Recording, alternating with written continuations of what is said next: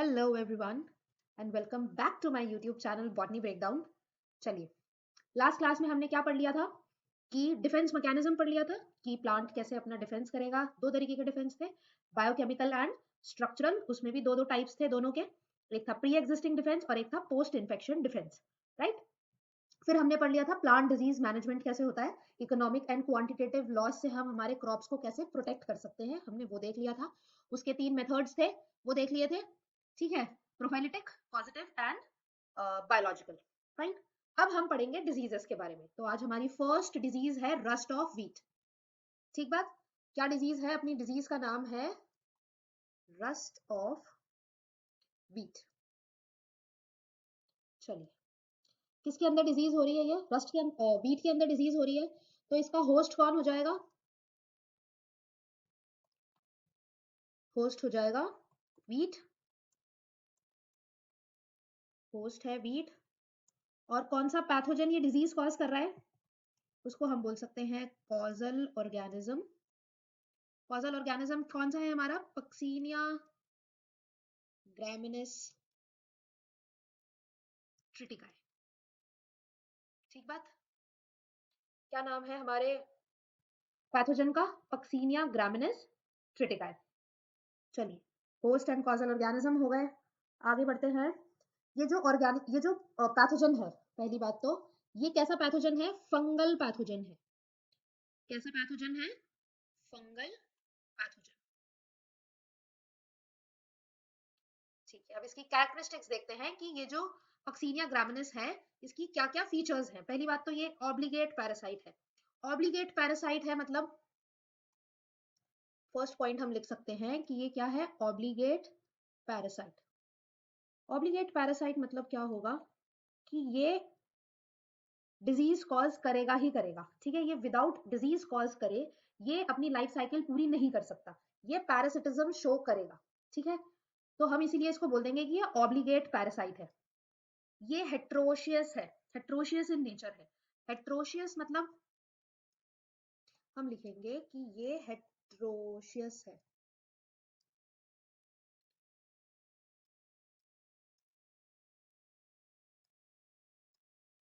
क्या है ये? हेट्रोशियस है। हेट्रोशियस है मतलब इसको दो होस्ट चाहिए अपनी लाइफ साइकिल पूरी करने के लिए। हेट्रोशियस का मतलब क्या होता है कि इसको सिंगल होस्ट नहीं चाहिए, मतलब इसको दो प्लांट्स चाहिए, दो क्रॉप्स चाहिए, क्या करने के लिए? अपनी लाइफ साइकिल पूरी करने के लिए। तो अब ये दो होस्ट कौन से हैं? एक तो हो जाएगा वीट, जिसमें ये डिजीज कॉज करेगा, ठीक। पहला होस्ट है वीट और दूसरा प्लांट है बारबेरी प्लांट। दूसरा कौन सा है? बारबेरी, जिसको हम ऑल्टरनेट होस्ट भी बोल देते हैं, ठीक है। वीट के अंदर तो ये डिजीज कॉज करेगा ही करेगा, साथ में इसको बारबेरी प्लांट भी चाहिए अपनी लाइफ साइकिल पूरी करने के लिए, ठीक है। देखिए, ऑब्लिक हेट्रोशियस का मतलब क्या होता है? Requires two parasites to complete their life cycle. इसको क्या चाहिए? दो प्लांट्स चाहिए, दो होस्ट चाहिए ताकि वो अपनी लाइफ साइकिल पूरी कर सके। अब प्राइमरी होस्ट कौन सा है? वीट। और सेकेंडरी होस्ट कौन सा है? बारबेरी, ठीक। प्राइमरी होस्ट है wheat, wheat on which basidia या बेसिडियोस्पोर्स आर प्रोड्यूस्ड। वीट पे कौन से स्पोर्स प्रोड्यूस हो रहे हैं? जो वीट है, वीट पे कौन से स्पोर्स प्रोड्यूस हो रहे हैं? Basidiospores, basidiospores. और बारबेरी पे कौन से स्पोर्स प्रोड्यूस हो रहे हैं? बारबेरी पे प्रोड्यूस हो रहे हैं एशियोस्पोर्स। अब ये स्पोर्स क्या है? बेसिडियोस्पोर्स, एशियोस्पोर्स, आगे हम यूरिडोस्पोर्स पढ़ेंगे, टीलियोस्पोर्स पढ़ेंगे, पिग्नियोस्पोर्स पढ़ेंगे। ये स्पोर्स क्या है? जब फंगल पैथोजन है, फंगल पैथोजन रिप्रोड्यूस कैसे करती है?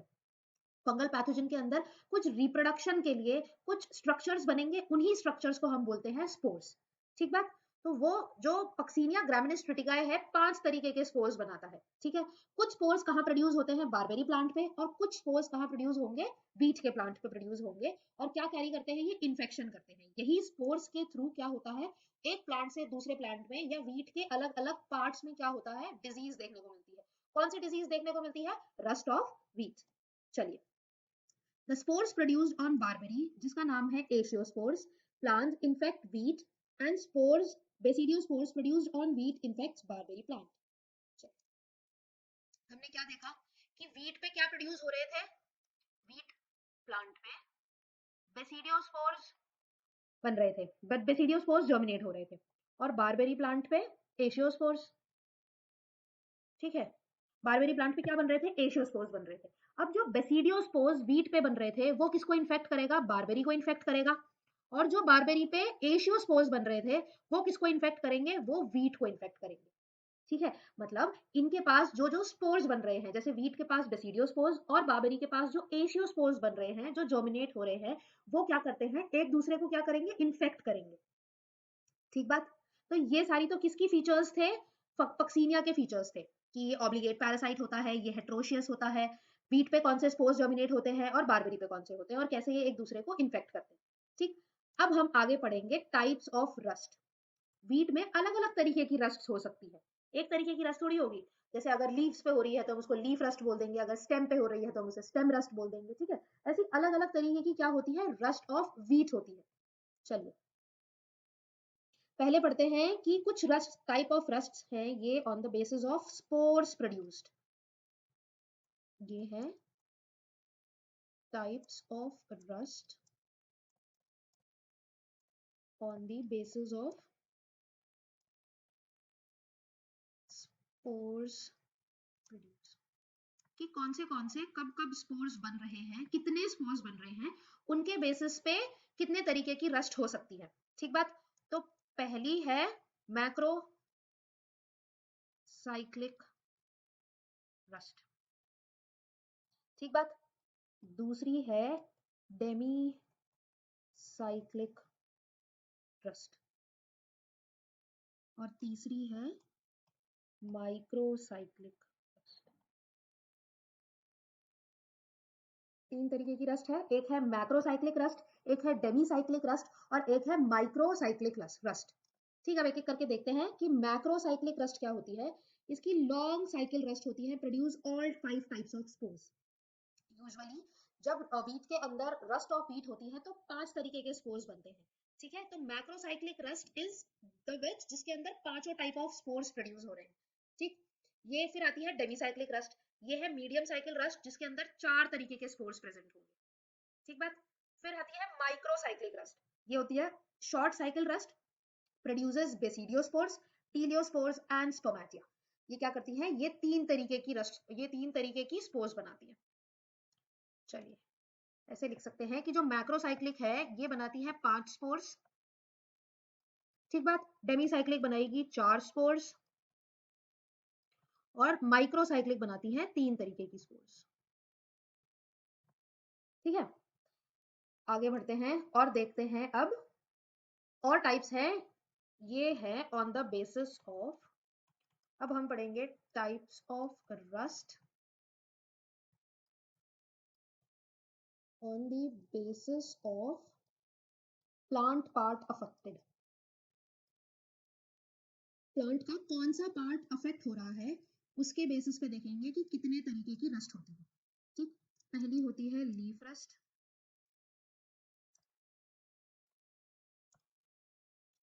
पहली हम बोल देंगे लीफ रस्ट। दूसरी हम बोल सकते हैं स्टेम रस्ट और एक हम बोल सकते हैं स्ट्राइप रस्ट। ठीक बात। चलिए पढ़ते हैं एक एक करके कि स्टेम रस्ट क्या होती है।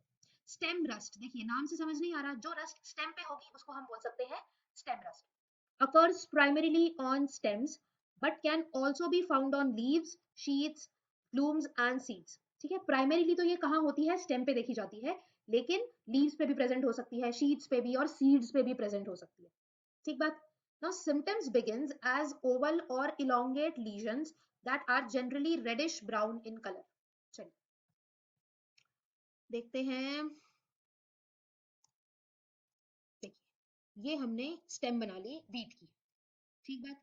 अब इसमें क्या लिखा है कि कैसे रेडिश ब्राउन कलर के लीजन्स देखने को मिलते हैं, जो कि कैसे होंगे, ओवल इन शेप होंगे। ये सारे ओवल शेप के हैं, राइट, ऐसे हमें लीजन्स देखने को मिलेंगे। ये देखिए, ठीक, इसको हम बोल सकते हैं स्टेम रस्ट। ठीक है, स्टेम रस्ट है जो कि कैसी है, रेडिश ब्राउन इन कलर के लीजन्स देखने को मिलते हैं। ये इलोंगेट लीजन्स होते हैं, देखिए लंबे लंबे इलोंगेट लीजन्स होंगे ये। Now in later stage black सूटी स्पोर्स प्रेजेंट हो जाते हैं। जैसे जैसे इन्फेक्शन बढ़ता चला जाएगा वैसे वैसे क्या होते चले जाएंगे इसके पास, लेटर ऑन क्या बन जाएगा, ब्लैक स्पोर्स बन जाते हैं इसके पास। यही जो पहले रेडिश ब्राउन थे अब ये कैसे हो जाते हैं, ब्लैक स्पोर्स बना लेते हैं। Severe infestations with many stem lesions may weaken plant stems and resulting in lodging। ठीक है, अब जैसे सपोज बहुत ज्यादा इन्फेक्शन हो जाता है स्टेम के अंदर तो क्या हो जाएगी, स्टेम वीक हो जाएगी और एक स्टेम दूसरे के ऊपर, दूसरी तीसरे के ऊपर, ऐसे क्या होने लगेगी, एक दूसरे के ऊपर गिरने लग जाती है स्टेम्स। क्यों, क्योंकि उनकी स्टेम वीक हो जाती है due to infection. Stem rust also known as black stem rust. Stem जो रस्ट होती है उसको हम एक और नाम से बोल सकते हैं, black stem rust. Stem rust को हम और क्या बोल सकते हैं, ब्लैक स्टेम रस्ट, इसका दूसरा नाम है स्टेम रस्ट का, black stem rust. Caused by Puccinia graminis tritici. Stem rust कौन कॉज कर रहा है, पक्सीनिया ग्रामिनिस ट्रिटिकाe। ठीक बात, ये तो हो गई हमारा स्टेम रस्ट। अब नेक्स्ट इज लीफ रस्ट। ठीक, लीफ रस्ट कैसा होता है, पहली बात तो कहाँ मिलेगा, लीव्स पे मिलेगा। लीफ रस्ट है तो लीव्स पे मिलेगा। Symptoms begin as small circular to oval yellow shaped spots on infected tissue of the upper leaf surface. चलिए देखते हैं कि हमारे पास ये लीव्स हैं सपोज, ठीक है, ये वीट की लीव्स हैं। अब ये लीफ का ऊपर वाला सरफेस है, ये पूरा जो सरफेस है ये कैसा है, अपर सरफेस है। अब इस अपर सरफेस पे क्या बन रहे हैं, इन अपर सरफेस पे small circular to oval yellow spots बनने लग जाते हैं। क्या बनेंगे इसमें, oval to yellow, oval yellow spots बनने लगेंगे।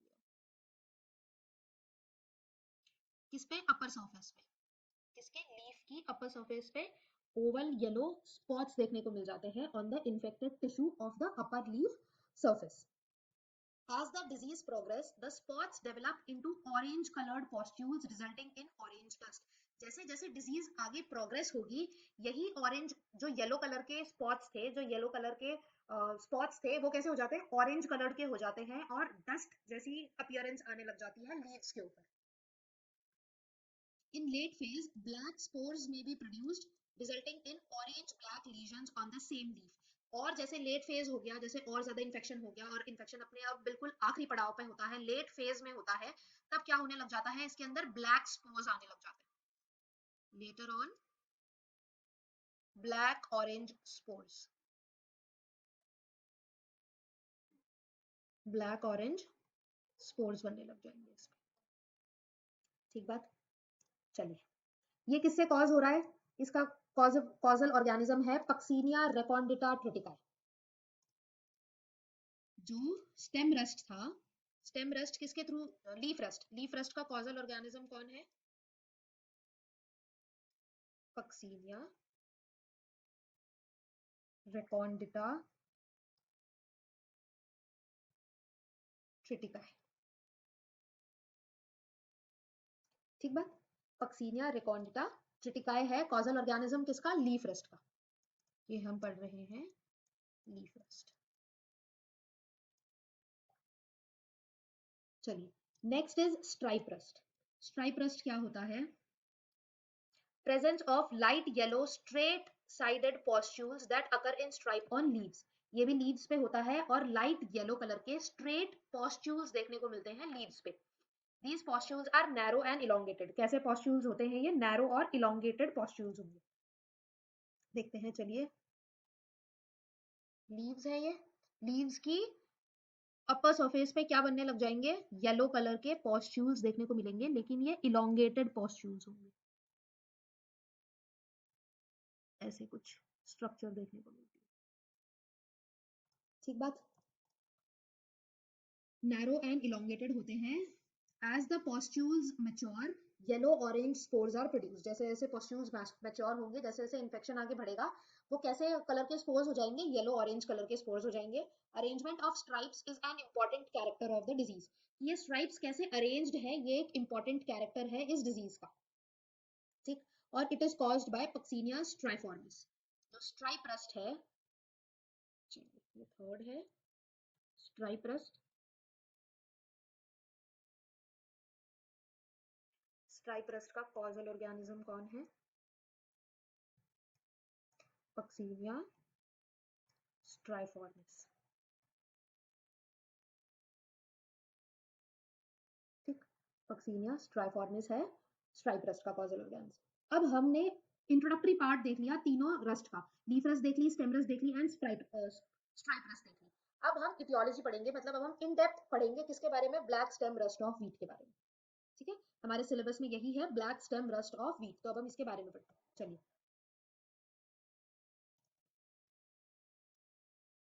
हेडिंग डालते हैं black stem rust of wheat.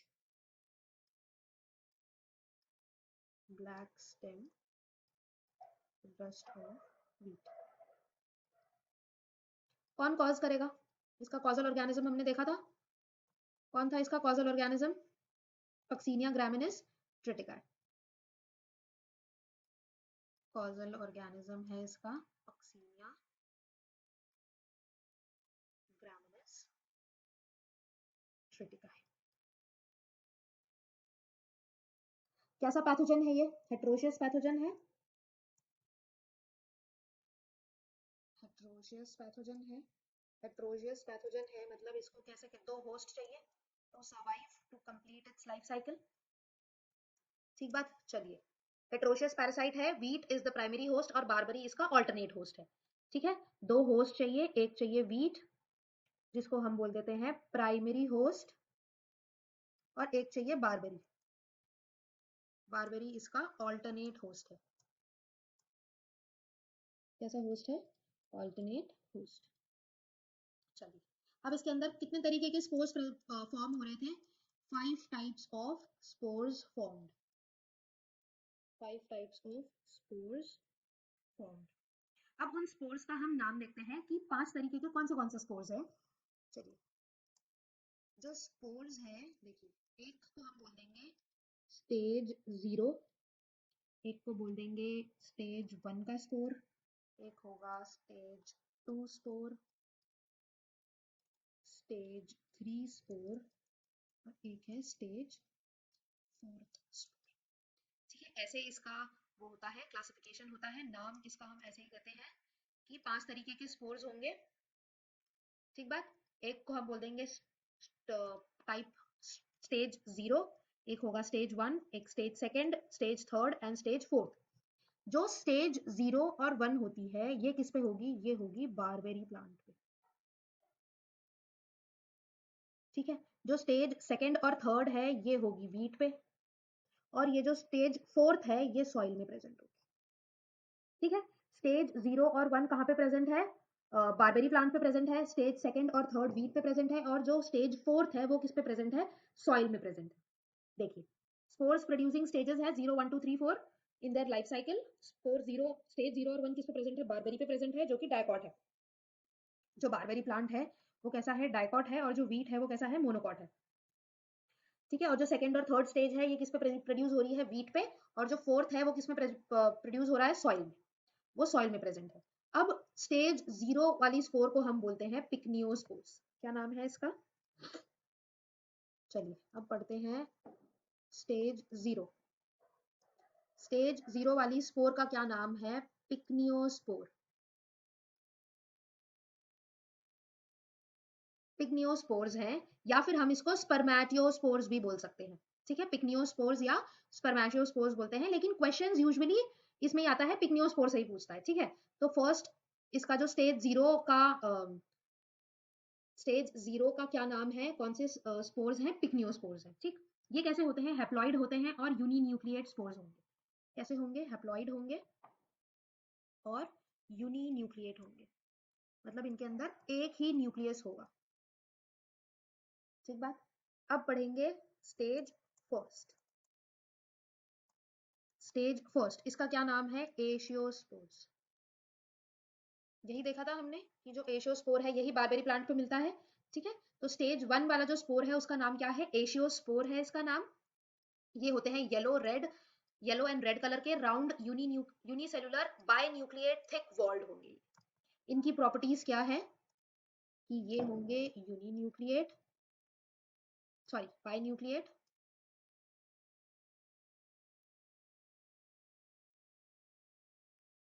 कैसे होंगे ये बाइन्यूक्लिएट होंगे और थिक वॉल्ड होंगे, इनकी जो वॉल होगी वो थिक होगी। और कैसे है ये यूनिसेलुलर है, सिंगल सेल बट बाइन्यूक्लिएट। एक सेल के अंदर कितने न्यूक्लियस हैं? 2 न्यूक्लियस है।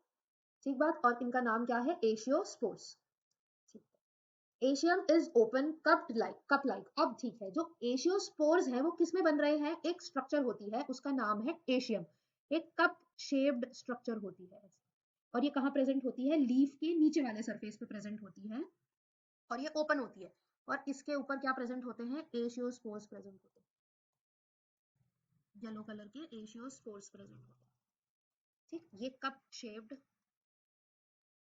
क्या है ये? Cup shaped aecium. और इस एशियम के अंदर ही क्या बनते हैं? एशियोस्पोर्स बनते हैं। ठीक बात। Germinates on wheat plant. ठीक है। अब ये जो एशियोस्पोर्स हैं जो हमने पढ़े कि ये जो एशियोस्पोर्स हैं ये बन तो किस पे रहे हैं? बारबेरी प्लांट पे। लेकिन जर्मिनेट कहाँ करते हैं ये? व्हीट पे। Germinates on wheat plant. कहाँ जाके जर्मिनेट करेंगे? व्हीट प्लांट के ऊपर जाके इनका जर्मिनेशन होता है। ठीक बात, समझ आया? देखिए ये स्ट्रक्चर देखिए, ये लीफ है, लीफ की लोअर सरफेस पे ऐसे सर्कुलर जो स्ट्रक्चर्स प्रेजेंट है, कप शेप्ड स्ट्रक्चर्स, इनको ही हमने बोल दिया है एशियम। ठीक है, ये देख लीजिए। चलिए अब आगे देखते हैं स्टेजेस ऑन व्हीट। ये तो सिर्फ 0 और 1 जो स्टेज था ये तो किस पे थे? बारबेरी पे थे। ठीक है, अब हम पढ़ेंगे अबाउट स्टेज सेकंड। ये कहाँ प्रेजेंट होगी? व्हीट पे। स्टेज सेकंड और थर्ड किस पे प्रेजेंट है? व्हीट पे प्रेजेंट है। अब stages on wheat. Aeciospores germinate on wheat stem or leaf to form binucleate filamentous well developed branched intercellular mycelium। ठीक है। अब ये जो एशियोस्पोर था इसने किस पे जर्मिनेट किया? व्हीट के या तो स्टेम पे जर्मिनेट करेगा या फिर लीफ पे आके जर्मिनेट करेगा और जर्मिनेट करके क्या बनाएगा? सपोज ये एक एशियोस्पोर था, ठीक, इसने जर्मिनेट किया और एक वेल डेवलप्ड माइसीलियम बनाया। ठीक है, ये बाय न्यूक्लिएट क्या था? एशियम था, एशियोस्पोर्स था। इसने क्या किया? एक माइसीलियम बनाया, वेल डेवलप्ड इंटरसेलुलर माइसीलियम बनाया जो कि ब्रांच्ड भी है। ठीक है, the hyphae of mycelium The hyphae of mycelium aggregates near the surface of the infected organ to form a hyphal mass known as uridia। अब ये बहुत सारे माइसीलियम, जैसे एक स्पोर तो होगा नहीं, अब एशियोस्पोर्स भी बहुत सारे होंगे, तो बहुत सारे एशियोस्पोर्स क्या करते हैं? अपना माइसीलियम बनाएंगे और ये माइसीलियम एक जगह आके ऐसे इकट्ठा हो जाएगा, एग्रीगेट होगा और उस स्ट्रक्चर को हम बोल देंगे यूरिडियम, यूरिडिया। इस स्ट्रक्चर को हम क्या बोल देंगे? यूरिडिया बोल देंगे। ठीक, अब इस यूरिडिया के अंदर क्या बनते हैं? यूरिडोस्पोर्स बनते हैं और यही स्टेज सेकंड के क्या होंगे? स्पोर्स होंगे। तो स्टेज सेकंड के स्पोर्स को हम क्या बोलेंगे? यूरिडोस्पोर्स। चलो मैं इनको एक बार हाईलाइट कर देती हूँ आपके लिए ताकि इजी हो। देखिए स्टेज 0 के स्पोर्स को हमने बोला पिक्नियोस्पोर्स, स्टेज 1 के स्पोर्स को बोला हमने एशियोस्पोर्स, स्टेज सेकंड के स्पोर्स को हमने बोल दिया यूरिडोस्पोर्स। ठीक बात। अब जो यूरिडोस्पोर्स है, यूरिडियम बेयर्स यूरिडोस्पोर्स। अब ये जो यूरिडोस्पोर्स होंगे ये कैसे होते हैं? डाइकैरियोटिक होंगे। चलिए इनके फीचर्स लिखते हैं। जो यूरिडोस्पोर्स हैं कैसे हैं? डाइकैरियोटिक, डाइकैरियोटिक है इन नेचर ऑल्सो। बस चलिए इतने ही है, यूनिसेलुलर है और डाइकैरियोटिक है। फिर आता है स्टेज थर्ड। अब है स्टेज थर्ड के स्पोर्स। स्टेज थर्ड के स्पोर्स को हम क्या बोलेंगे? टीलियोस्पोर्स। क्या नाम है इनका? टीलियोस्पोर्स। स्टेज थर्ड के स्पोर्स का क्या नाम है? टीलियोस्पोर्स नाम। अब टीलियोस्पोर्स जो है ये कैसे होते हैं? Each cell has 2 nuclei. Teliospores कैसे होंगे? बाय न्यूक्लिएट होंगे। टीलियोस्पोर्स कैसे हैं? बायन्यूक्लिएट, बायन्यूक्लिएट है और ये फाइनल स्टेज है जो कि होस्ट पे मिलती है, प्राइमरी होस्ट पे मिलेगी ये फाइनल स्टेज, क्योंकि जो फोर्थ स्टेज है वो किसमें मिलती है? सॉइल में मिलती है।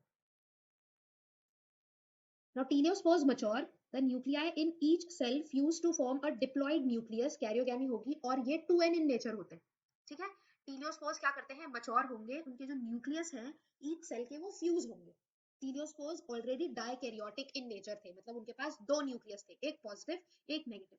जब टीलियोस्पोर्स मच्योर हो जाएंगे, देखिए जैसे ये टीलियोस्पोर का माइसीलियम है, ठीक है, इसके अंदर दो तरीके के न्यूक्लियस होंगे। आपको दो नेचर दिख रहा है, ये हम बोल सकते हैं positive negative, positive negative, positive negative, दो तरीके के देखिए इसके अंदर न्यूक्लियस प्रेजेंट है। यही न्यूक्लियस जब टीलियोस्पोर मैच्योर हो जाएगा तो यही न्यूक्लियस फ्यूज करके बनाएंगे क्या?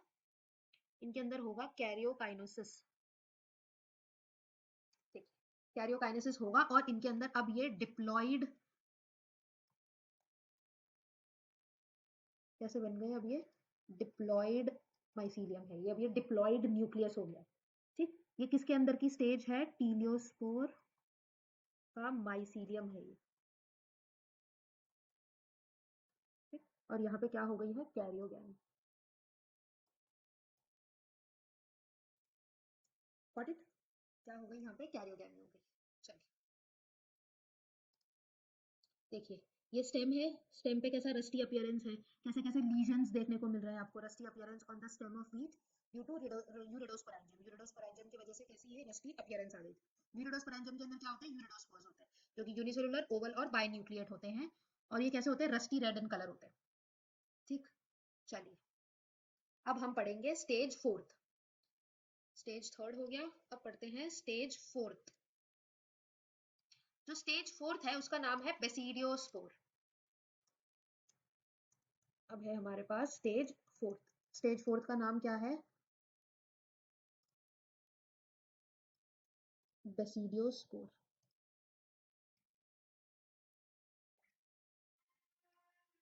क्या नाम है? बेसिडियोस्पोर्स। ठीक है, इसका नाम है बेसिडियोस्पोर्स। ये कब बनता है?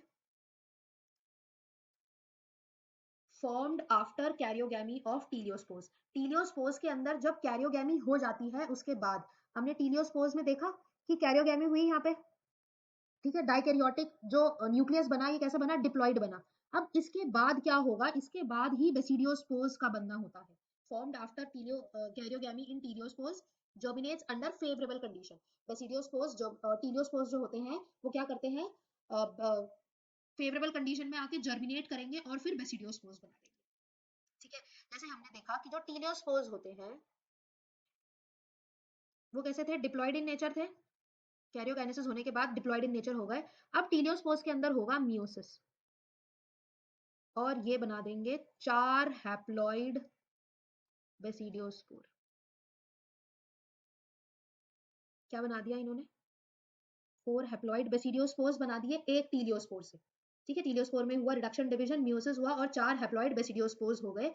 और ये कब हो रहा है? Under favourable condition. Under favourable condition.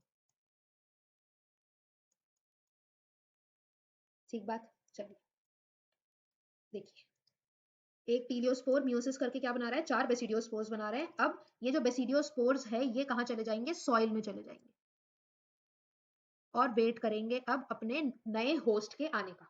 ठीक है, ये तो चले गए सॉइल में ये टीलियोस्पोर्स। अब नेक्स्ट ग्रोइंग सीजन में अगर फार्मर ने वापस से क्या गेहूं उगाया, वीट उगाया, तो ये जाके क्या कर देंगे? वीट को इन्फेक्ट कर देंगे। अब कोई दूसरे हमें स्पोर्स की जरूरत नहीं है, दूसरे पैथोजन की अब हमें जरूरत नहीं है। यही स्पोर्स अब कैसे हैं? रेस्टिंग कंडीशन में है और क्या कर रहे हैं? अपने नए होस्ट के आने का इंतजार।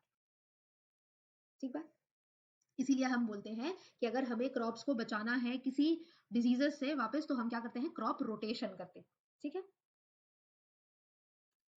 Basidiospore Basidiospores germinate on upper epidermis of barberry leaf and produce pycnosporangium. ठीक है, बेसिडियोस्पोर्स क्या करेंगे, जब कोई वापस नया होस्ट आएगा नेक्स्ट ग्रोइंग सीजन में, वापस अगर किसान ने वीट ग्रो करी तो क्या करेगा, अब जो basidiospores germinate on upper epidermis of barberry leaf and produce pycniosporangium, जिसके अंदर पिक्नियोस्पोर्स जर्मिनेट होंगे। ठीक बात। चलिए अब लाइफ साइकिल देख लेते हैं एक बार पक्सीनिया की, देखते हैं। पिक्नियोस्पोर्स थे, अब हमने देखा कि जो बेसिडियोस्पोर्स हैं, बेसिडियोस्पोर्स ने जर्मिनेट करके क्या बनाया, ये देखिए यहाँ पे जो बेसिडियोस्पोर्स हैं, बेसिडियोस्पोर्स जर्मिनेट किस पे करेंगे, बारबेरी लीफ पे जर्मिनेट करेंगे और क्या बनाएंगे, पिक्नियोस्पोर्स बनाएंगे। ठीक, लोअर सरफेस पे बेसिडियोस्पोर्स की जर्मिनेट करेंगे और क्या बनाएंगे, पिक्नियोस्पोर्स बनाएंगे। चलिए देखते हैं कि बेसिडियोस्पोर है किस पे जर्मिनेट करेंगे, जर्मिनेट्स ऑन बारबेरी लीफ, और बारबेरी लीफ पे जर्मिनेट होके क्या बनाते हैं, पिक्नियोस्पोर्स। ठीक, अब यही पिक्नियोस्पोर्स को हमने स्टेज जीरो वाली स्टेज जीरो बोला था, स्पोर्स की स्टेज जीरो। अब पिक्नियोस्पोर से क्या बनते हैं, फिर एशियम बनते हैं और एशियम से बनते हैं एशियोस्पोर्स, जो कि था स्टेज वन। अब एशियोस्पोर्स थे, एशियोस्पोर्स किस पे जर्मिनेट करते हैं, वीट के प्लांट पे, वीट पे जर्मिनेट करके क्या बनाते हैं, यूरिडोस्पोर्स, वीट पे जर्मिनेट करेंगे, एशियोस्पोर्स जो है germinates on wheat, germinates on wheat, और क्या बनाएंगे, यूरिडोस्पोर्स बनाएंगे। ये देखो यहाँ पे यूरिडा जो है किस पे, एशियोस्पोर्स से के थ्रू यूरिडोस्पोर्स बनाए, यूरिडोस्पोर्स से अब क्या बनेंगे, टीलियोस्पोर्स बनते हैं, फिर बनेंगे टीलियोस्पोर्स। फिर टीलियोस्पोर्स वापस क्या करेगा, कैरियोगैमी होगी उसके अंदर, और एक टीलियोस्पोर से क्या बनेगा, फिर बेसिडियोस्पोर बनते हैं चार। ठीक है, चार बेसिडियोस्पोर जो कि हेप्लॉइड है, और टीलियोस्पोर्स कैसे हैं, डिप्लॉइड इन नेचर होते हैं। ठीक है, ये तो थी पूरी लाइफ साइकिल। चलिए एक बार स्टेजेस भी लिख देते हैं। जो पिक्नियोस्पोर्स हैं ये है स्टेज जीरो, एशियोस्पोर्स है स्टेज वन, ये दोनों कहाँ पे प्रेजेंट है, बारबेरी पे प्रेजेंट है। फिर यूरिडोस्पोर है stage second, and teliospore is stage third, और ये कहाँ प्रेजेंट है, दोनों वीट पे प्रेजेंट है। और बेसिडियोस्पोर इज स्टेज फोर्थ, जो कि कहाँ प्रेजेंट है, सॉइल में प्रेजेंट है ना, ये प्रेजेंट है सॉइल में। ये दोनों जो है ये कहाँ प्रेजेंट है, बारबेरी पे, और ये दोनों कहाँ प्रेजेंट है, वीट पे। आ गया समझ, कैसे कैसे कहाँ कहाँ कौन सी स्पोर्स प्रेजेंट होती है। अब जो प्लांट इन्फेक्टेड है रस्ट से, उसमें क्या क्या सिम्टम्स देखने को मिलेंगे। पहले तो rusty black spores on stem leaves and years.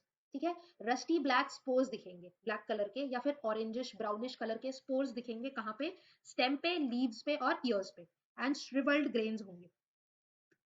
देखते हैं कि कैसे होंगे। सपोज ये स्टेम है, स्टेम के ऊपर रस्ट कलर के स्पोर्स देखने को मिलेंगे, बहुत सारे पाउडर जैसे फॉर्म में स्पोर्स देखने को मिलते हैं, rusty black spores on stem.